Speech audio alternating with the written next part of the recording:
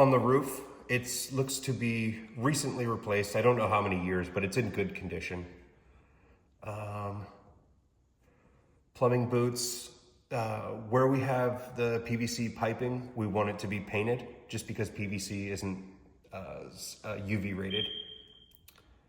So it should be painted what color? Any color? Any color. Okay. Just paint to block the sun. I see.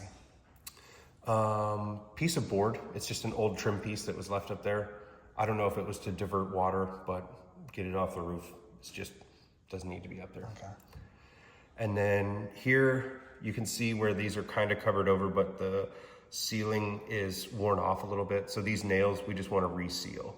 That's regular maintenance. And this is also kind of an indicator of how old the roof is. If that nail's all shiny like that, it's normally a newer roof.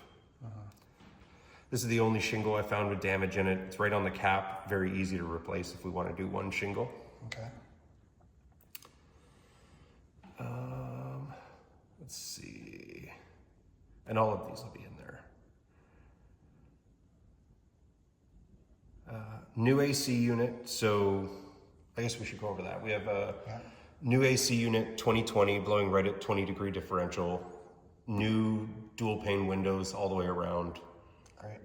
Newer appliances, and then foundation nice and flat. Cool.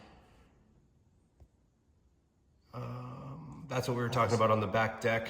These joist hangers, they're there, but they need nails to nail them in. Okay.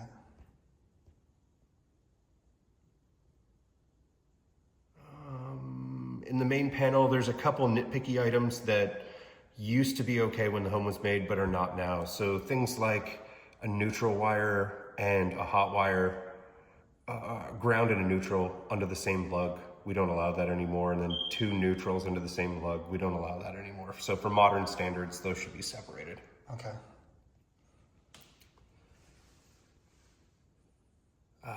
Water heater is a 97.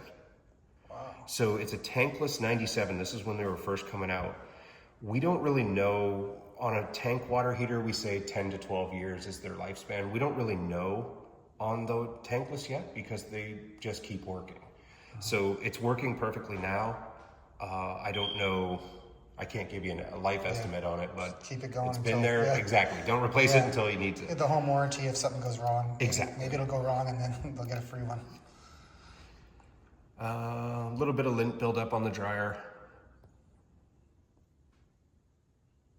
This is under the home on the piers. So let me see if I took one with the cardboard. When they pour these piers, there's a cardboard on it. And these little tracks that you see going up here, that's termites eating away at the cardboard that's on the outside of the piers. Interesting. So see these little tracks here? So if you're anywhere on soil in Texas, there's subterranean termites underneath you. I see. What we want to do is keep them away from getting to the house. So I take really special care in watching all these different areas when they come up. And what you can see is a picture cardboard all the way around this tube. They're eating up the cardboard like this. When they get to the top, they hit the treated wood and just stop immediately. So I pay very special attention to all around this area to make sure we don't have anything that's jumping that gap. And this is all old. Who knows how long that's been like that.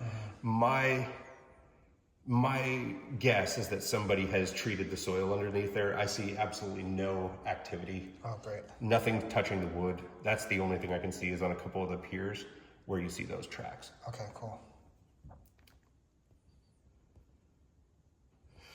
And all the plumbing, it was kind of nice so you can see it all, right? Perfect. And easy to work with. You can run the water and actually hear it that it's draining. You can follow the water all the way down under all the plumbing. Where are we? Primary bathroom. You'll see a couple spots where the tile, the grout is cracked along those lines. Normally, I would say we got to recaulk this, regrout it or recaulk it. In a situation with pier and beam, you want to use the grout matched caulk so that it has a little bit of flex to it. And that can allow a little bit of water to come through.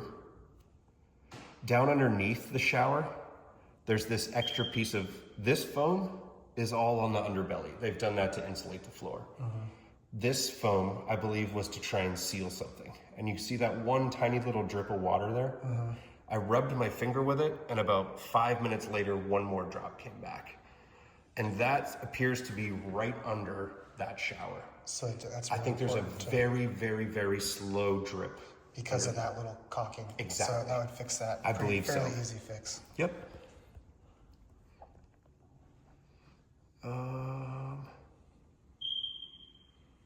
Let's see.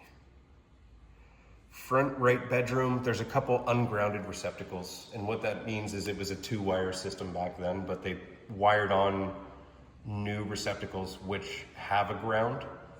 That's so that modern plugs can fit in it. And since it's only that room, I always bring this up. Everywhere else, for the most part, has been replaced with grounded receptacles. If you're gonna run computers, modems, anything that has really high-end electronics in it, don't do it in the ungrounded receptacle rooms. Always just plug those into the other ones. Everything else will function fine in there. Okay. That was common for the home at the time. This front right sink, the fixture is a little loose. Doesn't seem to be leaking, it's just loose in its spot. Okay. I don't know what that switch does. Front right room, I clicked it, I couldn't figure it out. I tried different outlets, I couldn't get it. It does something. GFCI is missing in a couple different locations. Which ones are they so we can? I have them all written down. It's laundry room. That one? Okay. I can't say. I'd have to see the pictures of them And to then say they'll- for sure. Okay. Well, in the report, you'll say Yeah, exactly I'll where point they to are. them. Okay, Yeah. great. Hot and cold reversed in the hallway I bathroom. see that so much in sinks and Yeah. places like that. Oh, this is, okay, so that was hallway bathroom. This is back right bathroom for That's GFCI. Yep, And the hallway bathroom too? yep. Okay. And then these guys I just put in for notices. You'll see a lot of these hairline cracks all around. I have them as common drywall deficiencies. So that's just as the house is kind of settling, yeah. it makes those little cracks. They're cosmetic. A few different places where we can see the Romex. We want this to be covered in conduit to be 100% correct. So anywhere where you see the wiring, I mean, this has sheathing over it, so if you touch it, you're not going to get electrocuted or anything. But Okay.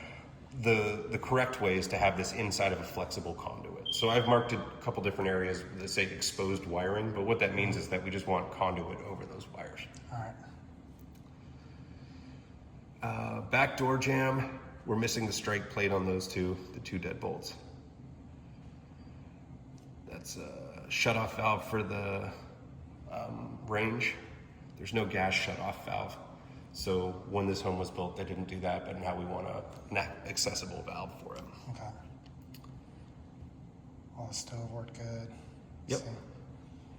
These are ungrounded as well. So that's that front right, I want to call it like the bar or The room with the sink? the room with the sink. Okay. So- Yeah, we didn't know what that's for, but it's interesting. So on these ones, when you have ungrounded and you add GFCI to it, it's okay because the GFCI will act as a ground. So it will automatically trip if anything happens. Okay. So that's why whenever you see one of these ungrounded ones with a GFCI outlet, I didn't mark it as ungrounded. Okay.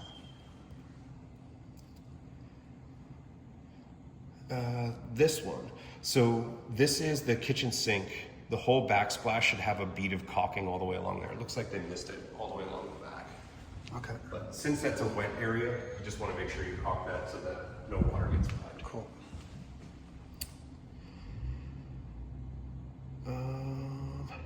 This is behind the dryer. You have electric and gas dryer available. So since electric is being used and gas is not, this should be capped. So that's just an open gas line right now with that switch. So or valve. If you bump that valve, it'll just let gas into the house. So they sell little close off caps. I think they're like 30 cents. Okay. In here, you'll see a couple different spots where they used screws in these joist hangers. They're meant to be nails. They should be for sure. This is more cosmetic than Aesthetic? it is. Yeah, that's what I thought. Structural, but Yeah. anywhere where you see a joist hanger, it should be nails, not screws. Okay, so. Okay. And then AC's running right at 20 degrees, differential. Oh, there's one spot when you're up in the attic, this wall that they've built, that's this wall. Right here. So that wall should have insulation on the back of it. And you'll see in the thermal, it'll show up nice and warm right there. But all it needs is just someone to go in the attic and just staple the insulation. Just one spot it's missing. Okay. Other than that, I can find it later. Let's see. On the side of the unit, AC unit, you're going to see a little bit of this moisture.